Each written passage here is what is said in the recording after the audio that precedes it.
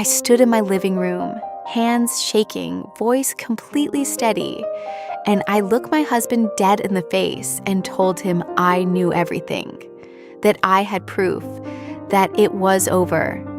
And Elijah, my husband of 7 years, sat down very slowly, looked up at me with the most exhausted expression I have ever seen on a human face, and said, "Naomi, baby, that woman is your sister."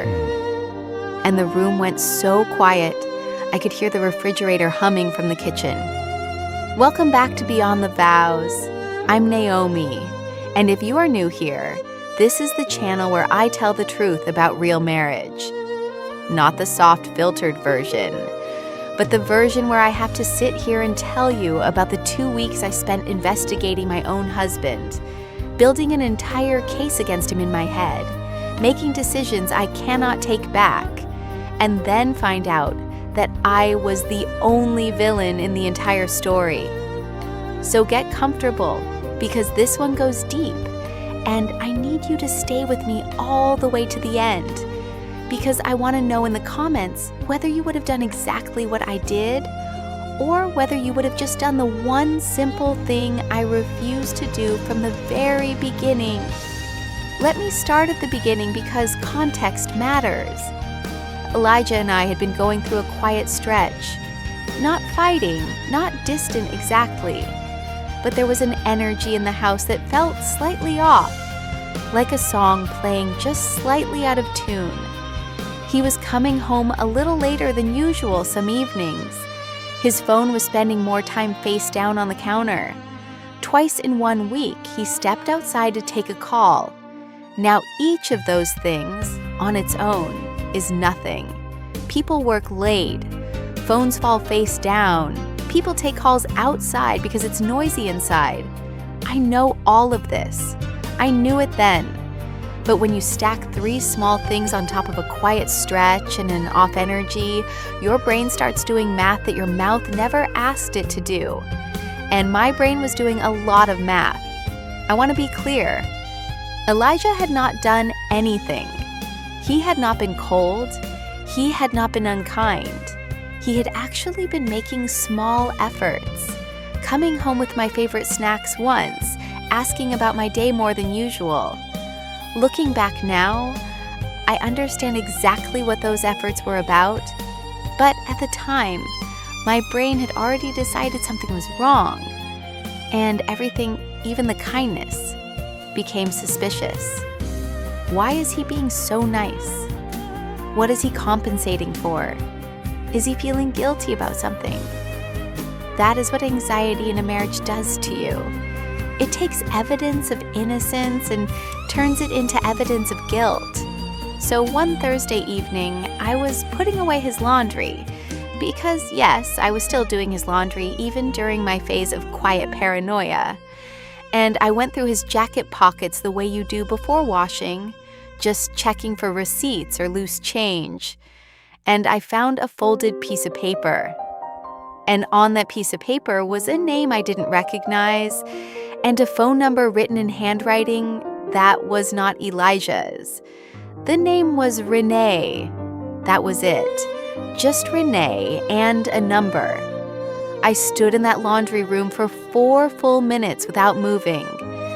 Then I took a photo of the paper with my phone, put it back exactly where I found it, finished putting away the laundry, went downstairs, made dinner, sat across from Elijah at the table, watched him eat, laughed at something he said, and told him dinner was good.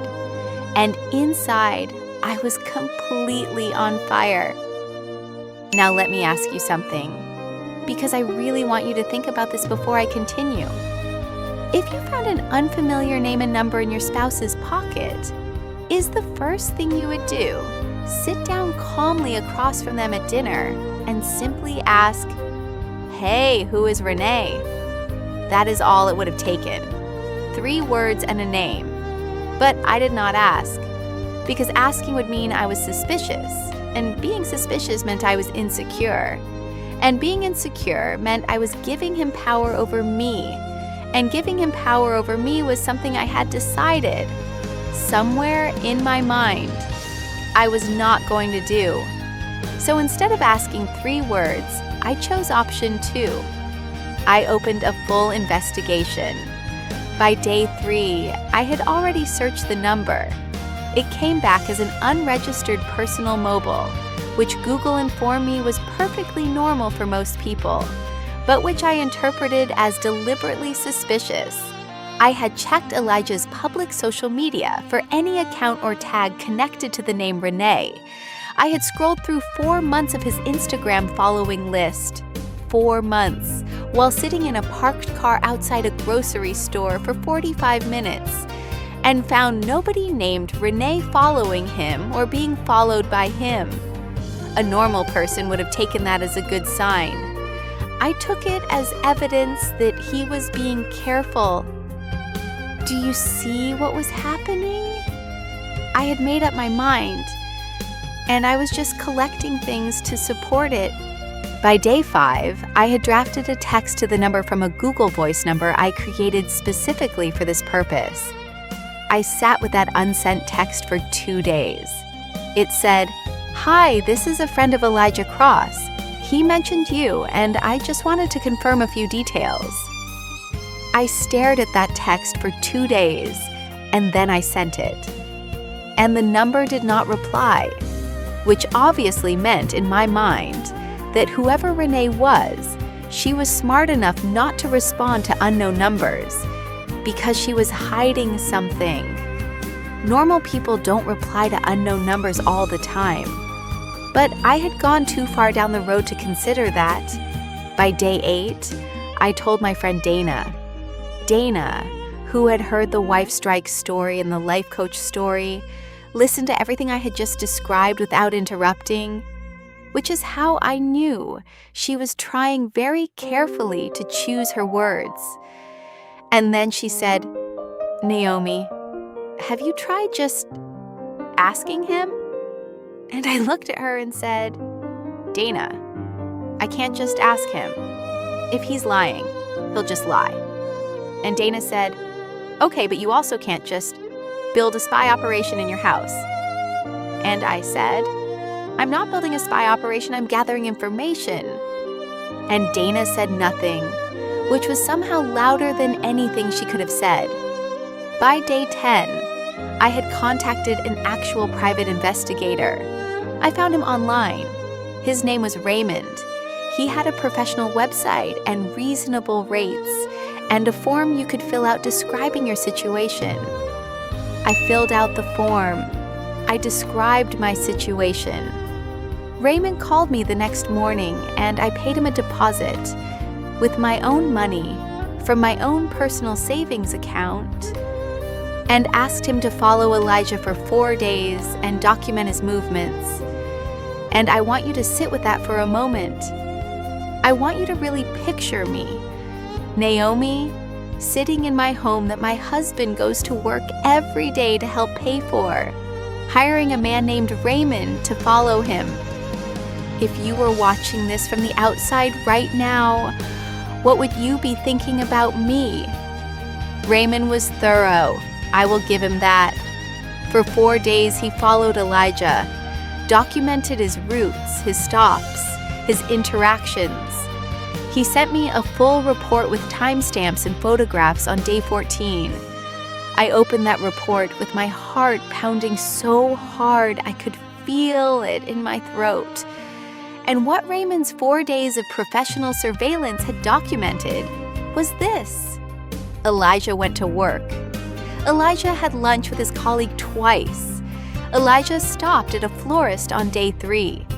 Elijah went to a venue on day 4, spent 40 minutes inside, and left. The florist and the venue were photographed. The venue was a private event space near downtown. I stared at the florist photograph. I stared at the venue photograph. And something in my chest went very cold and very certain all at once. He was planning something. The flowers, the venue. He was taking someone somewhere and planning something, and this was it. This was the proof. I had been right all along. I called Raymond and I asked him, did he observe Elijah meeting with anyone at these locations? Raymond said, and I will never forget this, Raymond said, Mrs. Cross, at the florist, he bought a large arrangement and asked about availability for a personal celebration. At the venue, he met with an event coordinator. Her name was listed on the business card she handed him. It said, Renee. The room tilted slightly. I said, Raymond, what kind of venue is it? He said, it appears to be an event space, ma'am. They do private dinners, birthday parties, anniversaries, that sort of thing. I said, what did he book?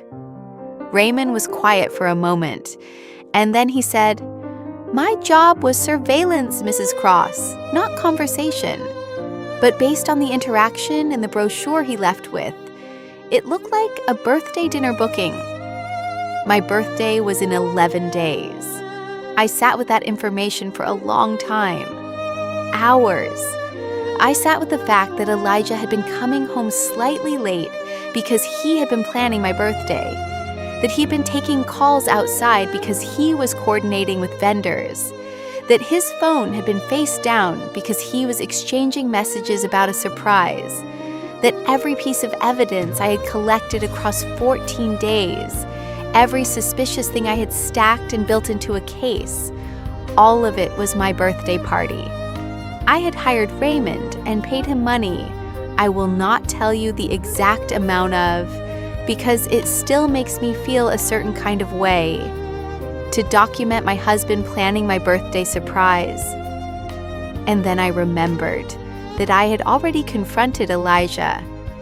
That same evening, before Raymond's call, buzzing with certainty and 2 weeks of accumulated conviction, I had sat Elijah down and told him I knew everything, that I had proof, that it was over. That's the moment I told you about at the very beginning of this video, where he looked at me and said, Naomi, baby, that woman is your sister. Because Renee, the event coordinator, apparently shares a first name with my younger sister, whom Elijah had also called to help coordinate the evening. He had been working with both of them.